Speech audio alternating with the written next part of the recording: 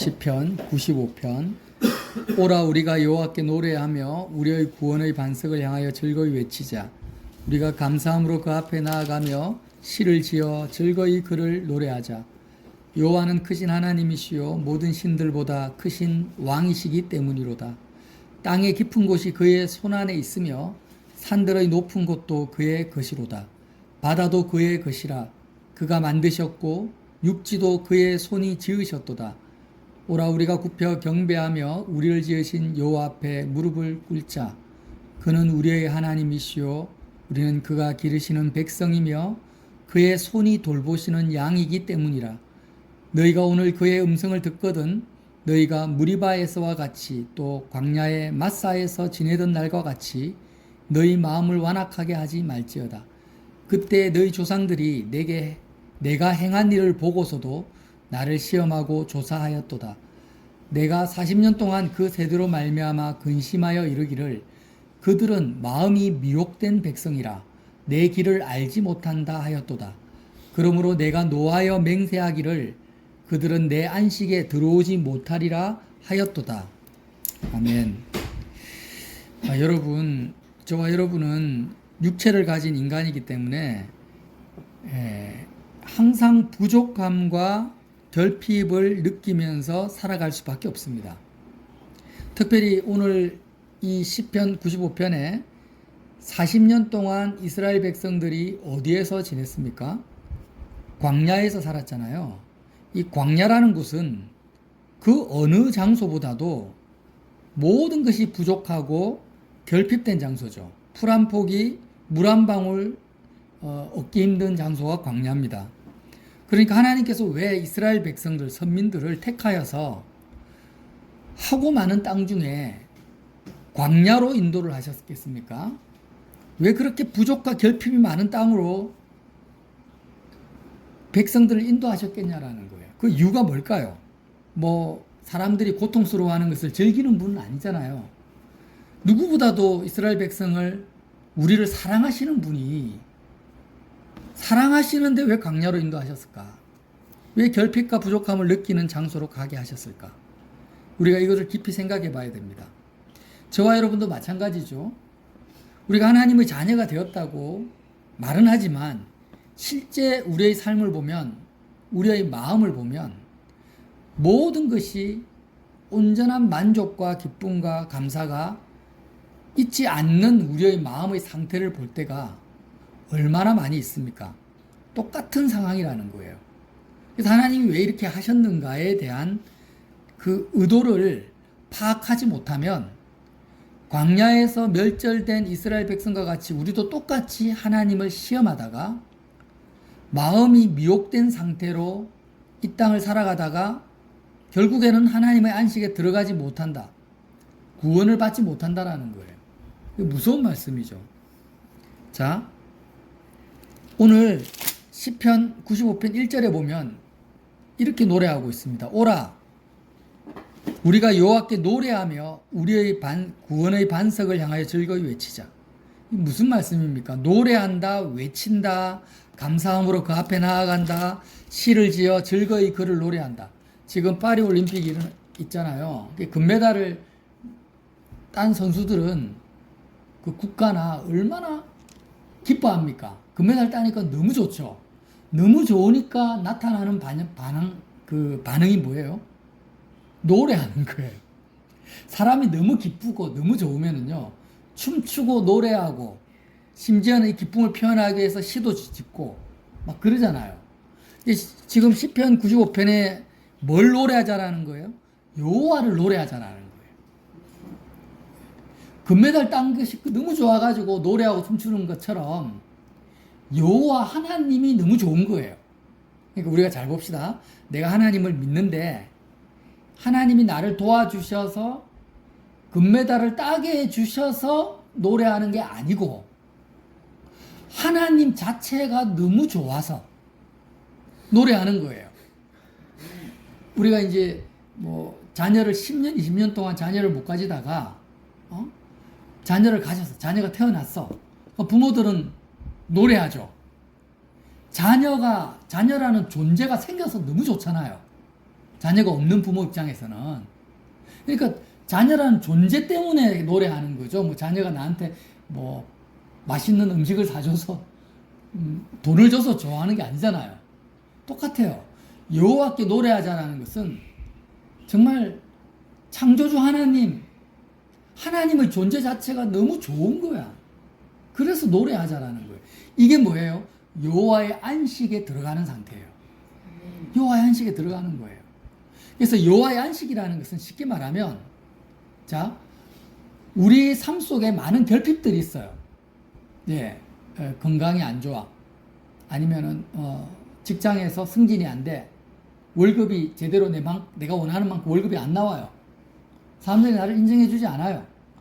그런데 이 모든 나의 결핍과 부족함을 망각해버리고 잊어버리게 할 정도로 어마어마하게 좋은 일이 생겨버릴 수 있잖아요. 우리가 세상을 살아가다 보면 뭐 로또 복권에 당첨된다든지 아니면은 갑자기 뭐예요? 그런 일이 없었어요? 너무 광야에 살다 보니까.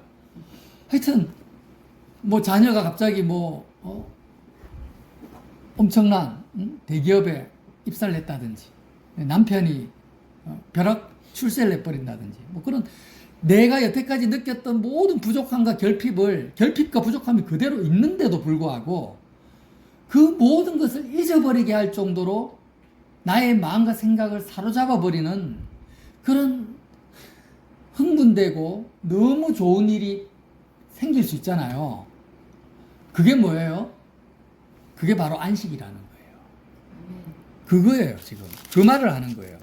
그러니까 이스라엘 백성들이 무리바나 마사에서 8절에 보면 너희는 무리바에서와 같이 또 광야의 마사에 같이 너희 마음을 완악하게 하지 말지어다. 무슨 말씀이냐면 무리바나 마사는 물이 없어서 하나님께 계속 불평했단 말이에요.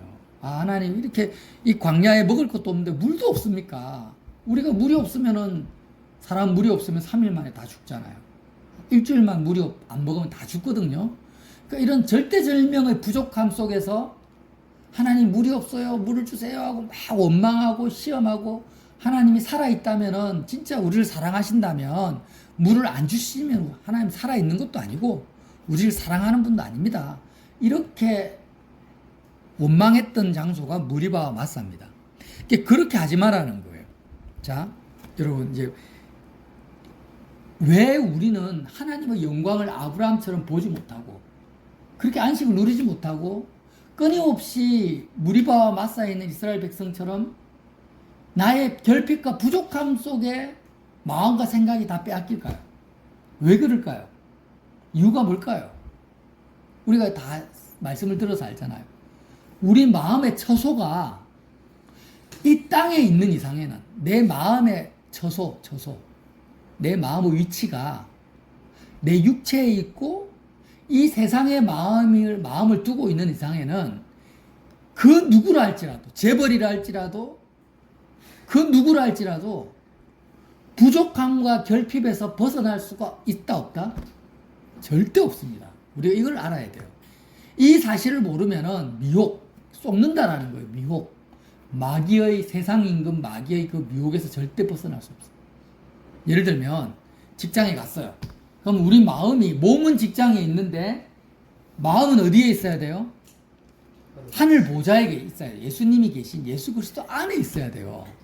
근데 예수님 안에 있지 않고 마음이 어디에 있어요? 직장에 있어.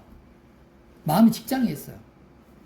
그러면 아무리 좋은 내가 원하는 나는 연봉을 5천만 원 원했는데 연봉 1억 되는 회사로 갔어. 너무 좋죠. 사장이나 과장님, 부하 직원, 동료들이 전부 나를 사랑해주고 나를 존중해주고 나를 좋아해줘도 마음이 직장에 있는 이상에는요, 마음의 그 결핍과 부족함은요, 그 순간뿐이에요. 잠깐 시간이 지나면, 하루만 지나면 또 어떤 부족함과 결핍을 찾게 됩니다. 이건 어쩔 수가 없어요. 그러니까 또 어때요? 내가 결혼을 안 한 분들, 내가 정말 부족한 것이 없는 멋지고 예쁘고 키도 180 넘고 여자 같으면 엄청 날씬하고 슈퍼 모델 같고 성격도 너무 좋고 똑똑하고 이런 사람 만나면은 너무 좋잖아요, 사실. 너무 좋은데 그러면 부족함을 못 느끼겠어요? 아니, 한번 살아보세요. 몇 달만 같이 살아보면 내가 생각하지도 못한 부족함과 결핍 속에서 살게 돼요. 그러니까 어떤 환경, 이거는 경험해보면 다 알잖아요. 그러니까 이제 미혹이라는 게 뭐냐? 미혹의 정의를 한번 내려봅시다. 광야 40년을 살았던 이스라엘 백성은 마음이 미혹되었어요. 미혹됐기 때문에 마음이 어떻게 해요? 완악해졌어요. 완악하다라는 게 뭐예요? 만족이 없다. 감사가 없다. 기쁨이 없다라는 거예요. 하나님을 향해서. 그 애굽에서 가장 부족함이 없는 사람이 누구였습니까? 바로였죠. 근데 가장 마음이 완악한 사람이 누구였어요? 바로였어요. 우리가 알아야 돼요. 교훈을 주는 거예요. 물질적으로, 환경적으로 내가 원하는 것이 나에게 다 주어진다고 해서 내가 마음이 안식을 얻고 마음이 부드러워지는 게 아니다라는 거예요. 이걸 사람들이 몰라요. 계속 미혹돼요. 어떻게 미혹됩니까? 아, 지금 돈이 없어요. 사업이 안 돼요. 그러면 이렇게 미혹이 되는 거예요. 아, 사업이 잘 되면은 마음이 기쁠 거다. 내가 지금 연애를 못하고 있다. 그럼 멋진 남자나 애인을 만나면 지금보다 더, 최소한 지금보다는 더 좋아질 거다라고 생각하는 거예요. 그게 다 뭐라고요? 미혹이라는 거예요. 지금 어떤 결핍을 느끼고 있습니까? 한번 생각해 보세요. 나는 지금 일주일 동안 살아가면서 어떤 부족함을 느꼈는가? 사람들을 상대할 때, 내 환경에 대해서, 내 인생에 대해서 지난 일주일 동안 나는 어떤 부족함을 느꼈습니까? 아, 육체가 아파. 코로나에 걸려서 부족함을 느낄 수 있죠. 예, 몸살에 걸렸다. 여러 가지 결핍이 느껴졌잖아요. 그러면 그때 나는 미혹이 되었는지 안 되었는지 보라고. 미혹과 어떤 미혹이 뭐라고요? 내가 지금 결핍된 것이 채워지면은 좋아질 거라고 생각하는 것이 뭐라고요? 미혹이라는 거예요. 자, 우리가 얼마나 미혹 속에 많이 살아갑니까? 지금 세상의 대부분의 사람들 다 미혹되어 있어요. 세상 임금이 마귀다라는 거예요. 지금 마귀가 대단한 거예요. 대단해. 어마어마한 존재입니다. 마귀가 사람을 속이는 미혹, 그 미혹이라는 것은 어마어마한 거예요. 그러니까 대한민국 국민들이 다 미혹되어 있고 대통령이 좀 더 똑똑하고 정의로운 사람이 뽑히면 나아질 거라는 미혹에 들어가 있어요. 그러니까 선거 때마다 자기 PR 한다고 난리예요. 예. 국가가 선진국이 되고 제도와 정치가 개혁이 되면은 사회가 더 좋아질 거라는 그런 미혹 속에 있어요. 경제가 발전하면은 사람들이 행복해질 거라는 미혹 속에 있어요. 그 국가적으로 나 개인적인 것뿐 아니라 국가적으로 미혹되어 있어요. 사회적으로 미혹되어 있어요. 내가 자녀를 바라볼 때 자녀가 좀 더 공부를 잘하고 좀 더 똑똑하면 착해지면 좋아질 거라는 내 마음이 채워질 거라는 그런 미혹 속에 있어요. 전부 다 미혹인 거예요. 그 상태에서는 마음이 다 완악해요. 뭐가 완악하다는 거 뭐예요? 하나님을 향해서 감사가 없어요. 여러분, 내가 지금 어떤 세상에 내 마음이 세상이 나의 처소인 상태에서 육체가 내 마음의 그 처소인 상태에서 결핍을 느끼잖아요. 당연히. 그러면 그런 결핍과 부족함 속에서 믿음으로 감사해야지. 그 믿음 아닙니다. 억지지. 그거는 믿음이 아니에요. 믿음이라는 것은 그렇게 아니에요. 그러니까 내가 지금 돈이 없어 사업이 안 돼. 그래, 사업이 안 되는 것도 하나님 뜻이 있을 거야. 그래, 사업이 안 되지만 어쨌든 하나님을 한번 사랑해보자. 어쨌든 하나님께 감사해보자. 하나님 감사합니다. 이거 믿음 아닙니다. 우리 그렇게 많이 살았죠. 그거 아니에요. 그냥 마음이 완악한 상태에서 억지를 부리고 있는 거야, 그냥. 그러니까 이미 결핍과 부족함을 느끼는 그 상태가 뭐냐? 이미 마음이 완악해진 거예요. 이해가 됩니까? 예, 내가 뭔가 부족하다라고 느끼는 순간 하나님에 대한 감사와 기쁨과 찬양과 노래는 없어요. 그냥 솔직해집시다. 솔직해지자고요. 솔직해져. 아멘. 그렇잖아요. 내가 지금 아니 지금 너무 가난하다고 생각해. 내가 행복하지 않다고 생각해요. 내가 내 자신에 대해서. 근데 하나님 감사합니다라는 것은 거짓말이에요. 그러니까 다시 한번 말합니다. 이스라엘 백성들이 하나님이 왜 광야로 이스라엘 백성을 인도했습니까? 이 세상을 바라보지 말라고 인도하신 거예요.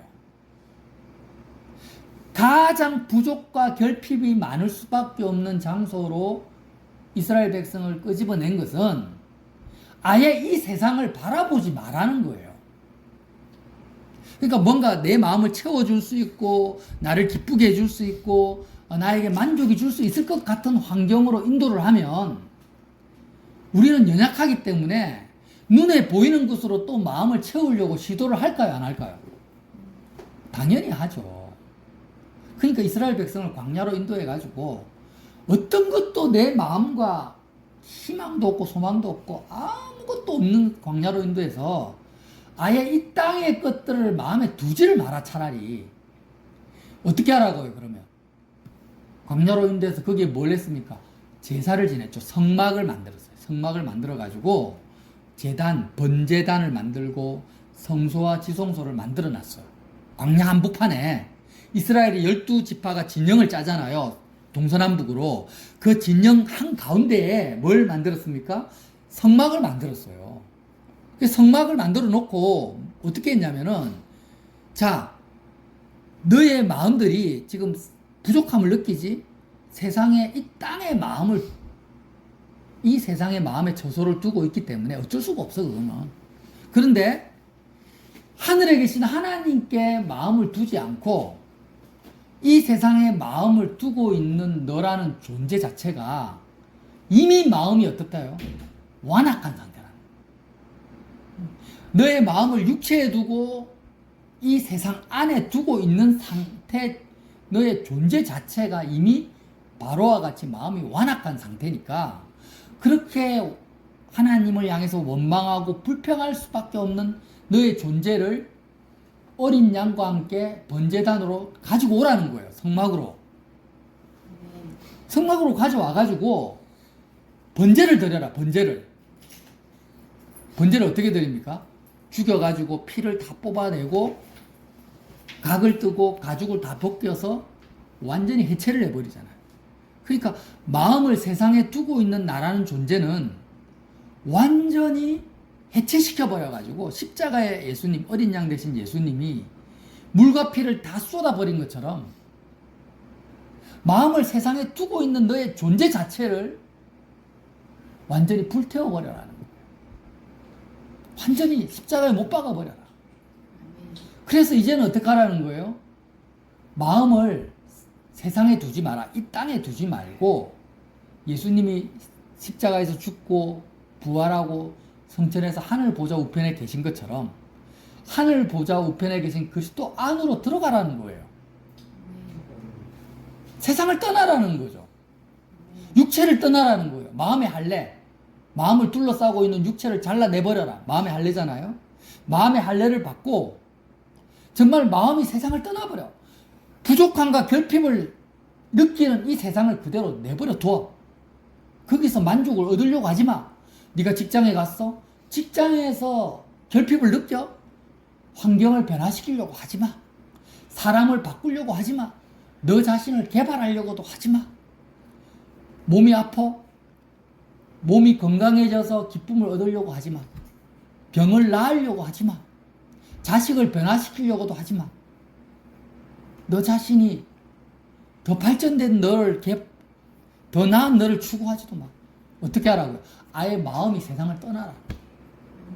성막 제사의 의미입니다.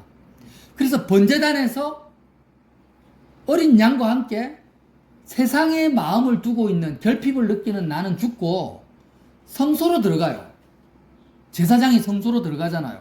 성소로 들어가면 뭐가 있습니까?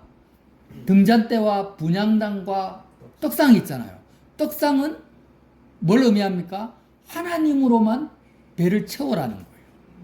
하나님으로만 네 마음을 채우려고 해. 하나님으로만 만족하려고 해. 등잔대는 뭘 의미합니까? 하나님만을 바라보라는 거예요. 하나님의 영광만을 바라보라는 거예요. 분향단은 뭐예요? 연기가 하늘로 올라가잖아요. 네가 마음을 다해서 하나님을 추구하라는 거예요. 성소가 너의 마음의 상태가 되는데 하나님으로만 만족하고 하나님을 추구하고 하나님의 영광만을 바라보고자 하는 너의 마음의 상태가 돼야 된다. 이게 성소잖아요. 제단이 뭘 의미한다고요? 세상을 향해서 부족함과 결핍함을 느끼는 나는 죽고 하나님을 찾지 않고 세상을 통해서 만족을 얻으려고 하는 육체를 통해서 결핍을 채우려고 하는 나는 죽고 성소에 들어가서 하나님으로 채우고 하나님을 바라보고 하나님을 추구하는 상태가 되면 이제 지성소의 장막이 찢어지는데 지성소에 뭐가 있습니까? 하나님의 영광이 그 안에 있는 거예요. 하나님의 영광이 그 안에 있어요. 말씀, 언약, 말씀하시는 하나님, 인격적으로 살아계신 하나님이 나와 만나주시는 거예요. 그래서 이 성막 제사를 이렇게 만들어 놨는데 이스라엘 백성이 40년 동안 어떻게 했어요? 그 진영 중간에 있는 성막에 한 번도 관심을 안 둬요. 날마다 제사장들이 아침 저녁으로 거기서 뭐 상번제를 드리잖아요. 어린 양을 아침마다 저녁마다 죽여서 하나님의 뜻을 계속해서 실물 계시로 보여줘요. 아침 저녁으로 계속 보여줘요. 야, 지금 제가 말한 이거를 실제 눈으로 보이는 실물 계시로 설교를 계속했단 말이에요. 40년 동안. 근데 이스라엘 백성은요, 진영 중간에 있는 성막에 대해서 관심이 없어요. 계속해서 눈을 어디에 둡니까? 물이 있냐 없냐, 그 아무것도 없는 광야에서 고기를 먹냐 안 먹냐, 여기에만 관심을 가지고 여기에만 마음을 다 두다가 결국에는 하나님의 진노에서 벗어나지 못하고 광야에서 멸절당했다. 즉 그 말이잖아요. 95장 말씀이. 자, 다시 한번 읽어볼게요. 자, 95장 3절 보세요. 여호와는 크신 하나님이시요 모든 신들보다 크신 왕이다. 이 크다는 말이 뭐예요? 피조물보다 크고 세상보다 크고 우상보다 크다라는 거예요. 크다라는 의미는요. 자, 지금 저와 여러분이 결핍을 느끼는 문제들이 있어요. 사업이 안 돼, 망했어. 그러면 부도난 상태가, 자영업 안 해보셨죠? 해보면은 사업하다 부도나는 게 얼마나 크게 느껴지는지 몰라요. 건강을 잃어버리는 것이 얼마나 크게 느껴지는지 압니까? 건강을 잃어봐야 아는 거예요. 뭐 자녀나 부모가 세상을 떠났다. 얼마나 크게 느껴집니까? 그런데 여호와가 뭐보다 크다고요? 이 세상보다 큰 거, 어떤 신보다 크다라는 거예요. 신이라는 것은요, 사람의 마음을 사로잡는 대상을 신이라고 합니다. 성경은. 그러니까 사업하시는 분들에게 신은 사업이에요. 사업의 성공이 신이고, 자녀를 키우는 부모의 신은 자녀입니다. 이해가 돼요? 예. 연예인들에게 신은 인기입니다. 정치인들에게 신은 뭐예요? 권력이에요. 그러니까 여호와는 크신 하나님이시요 모든 신들보다 크신 왕이라는 말은 우리가 이 세상에서 결핍을 느끼게 하는 모든 신들보다도 더 크신 분이라는 거예요. 내 건강보다도 내 재물보다도 내 어떤 세상의 처지보다도 하나님이 더 어떻다고? 크시다라는 거예요. 그 말이 뭐예요? 크신 하나님을 내가 만나버리면 내가 신이라고 생각했던 것은 더 이상 신이 아니게 된다는 거예요. 내가 결핍을 느끼고 부족함을 느끼는 것은 다 어떻다? 다 사라져버리는 거예요. 언제? 크신 여호와를 만나면 모든 결핍과 부족함은 다 사라지는 거예요. 왜 그러냐? 4절, 땅의 깊은 곳도 그의 손안에 있으며 산들의 높은 곳도 다 그의 것입니다. 이 세상 모든 것이 다 하나님의 소유입니다. 오라. 자, 6절. 오라. 우리가 굽혀 경배하며 크신 하나님께 굽혀 경배하라는 거예요. 왜 이걸 안 해요? 왜 우리 당면한 문제를 크게 봅니까? 왜 세상을 우리는 크게 봅니까? 세상을 크게 보는 나를 왜 미워하지 않습니까?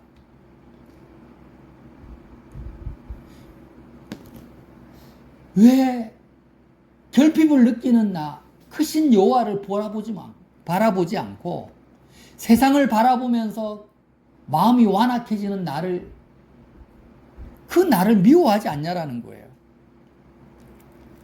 굽혀 경배하며 우리를 지으신 여호와 앞에 무릎을 꿇고, 왜 여호와께 무릎을 안 굽혀요? 왜 여호와께 경배를 안 하고 왜 무릎을 안 꿇습니까? 왜 세상 신들 앞에 무릎을 꿇냐 이 말이에요. 시편 기자가 하는 말이에요. 자, 네가 지금 몸이 아프냐? 몸이 아픈 것 때문에 마음이 완악해졌냐? 그게 뭐예요? 세상 신들 앞에 무릎을 꿇고 있는 거예요. 그게 우상숭배예요. 우상숭배가 딴 게 아니에요. 자, 7절. 그는 우리의 하나님이시오. 우리는 그가 기르시는 백성이며 그의 손이 돌보시는 양이기 때문이라. 우리가 우상 앞에 무릎 꿇고 우상을 경배할 필요가 없는 것은 우리는 하나님이 기르시는 백성이고, 이 말씀을 우리가 그대로 믿읍시다. 그는 우리의 하나님이세요. 우리를 책임져 주세요. 주님이 우리를 기르고 있어요. 자, 이스라엘 백성이 광야에서 물이 없고 먹을 것이 없습니다. 하나님이 그들을 버렸습니까? 그들이 물이 없어서 목말라 죽은 사람이 있습니까? 옷이 없어가지고 헐벗은 사람이 있습니까? 성경에 아무도 없다고 해요. 왜? 하나님이 그를 기르시고 있고 하나님의 손이 돌보시고 있는 하나님의 양입니다. 저와 여러분이. 근데 왜 우리는 하나님을 믿지를 못합니까? 당장 눈앞에 보이는 결핍과 부족함에 마음이 빼앗깁니까? 안 믿고 있죠. 내가 하나님의 양이라는 사실을 안 믿고 있어요. 당장 눈앞에 보이는 결핍 앞에 우리가 무릎 꿇는 이유입니다. 내가 생각합니다. 내가 염려합니다. 내가 계획합니다.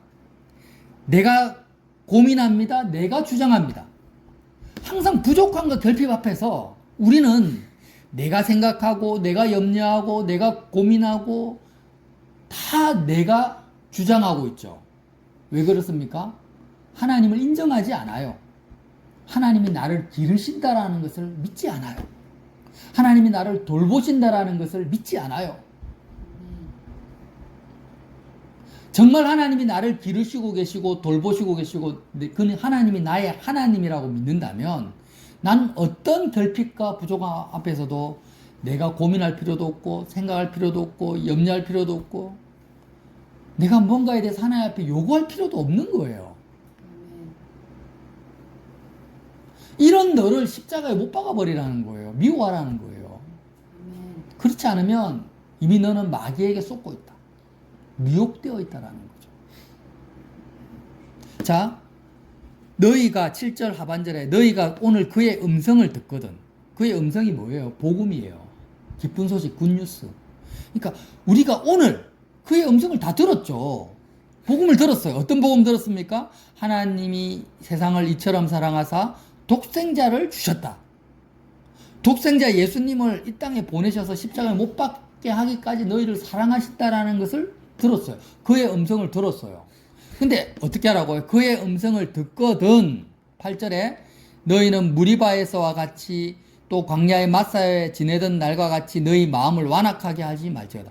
복음을 들었는데 왜 마음이 완악해집니까? 어떻게 완악해져요? 아니 하나님 예수님을 십자가에 못 박기까지 나를 사랑하신다면서요. 근데 왜 나는 여전히 부족합니까? 하고 마음이 완악해지는 거예요. 그러니까 그의 음성을 들을 때 우리는 마음이 더 완악해집니다. 예수 안 믿는 사람보다 예수 믿는 사람들이 훨씬 더 마음이 어떨까요? 완악해요. 바리새인과 서기관들이 그랬어요. 이거 정말 중요한 내용이에요. 예수님을 복음을 들은 사람이 더 마음이 완악해져요. 마음이 누구를 향해 완악해질까요?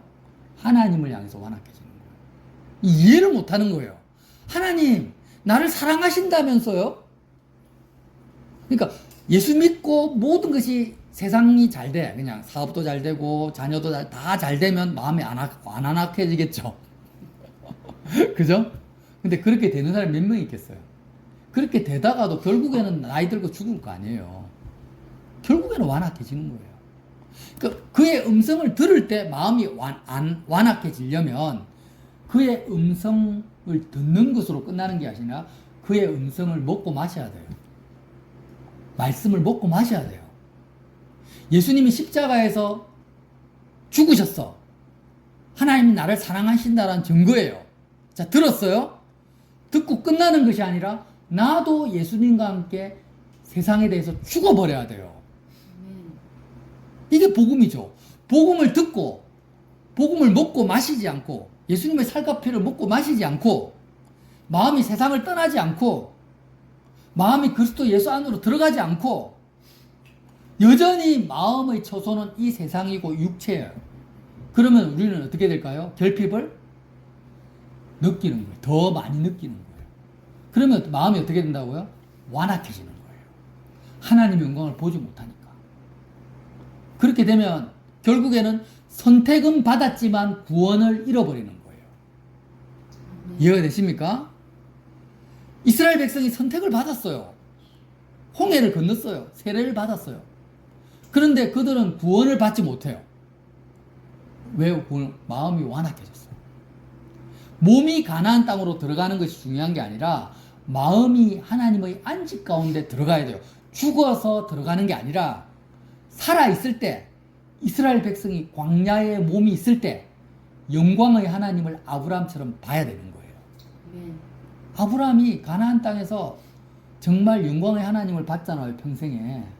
그것처럼 저와 여러분이 아브라함의 자손이라면, 믿음의 자손이라면 우리가 영광의 하나님을 봐야 되는 거예요.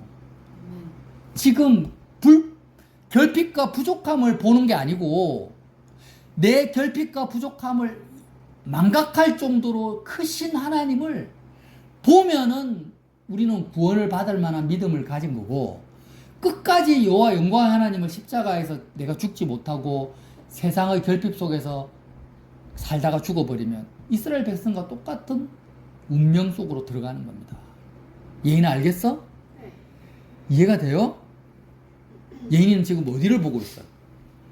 무엇을 보고 있습니까? 이 말씀을, 그의 음성을 들었잖아요. 우리가 복음을 십자가봉 들었잖아요. 들었는데도 계속 안 보잖아요. 그럼 마음이 완악해지는 거예요. 이게 무서운 말씀입니다. 그래서 저와 여러분 이 시간에 같이 좀 기도합시다. 우리가 육체를 가진 이상에는 끊임없이 일회적으로 되는 게 아니에요. 계속해서 우리는 결핍과 부족함을 느껴요. 근데 그럴 때마다 우리는 싸워야 돼요. 싸워야 돼요. 십자가로 싸워야 돼요. 어떻게 싸워야 돼요? 결핍과 부족함이 없는 새 환경을 만들려고 하지 마세요. 그럼 미혹으로 들어갑니다. 내가 결핍과 부족함을 내가 해결하려고 하면은 미혹 속으로 들어가는 거고, 마음이 완악함 속으로 들어가는 거고, 마음이 광야를 떠나버려. 성소로 들어가요. 제단으로 가요. 제단으로 가서 결핍과 부족함을 느끼는 원인이 뭐라고요? 마음이 세상에 있기 때문에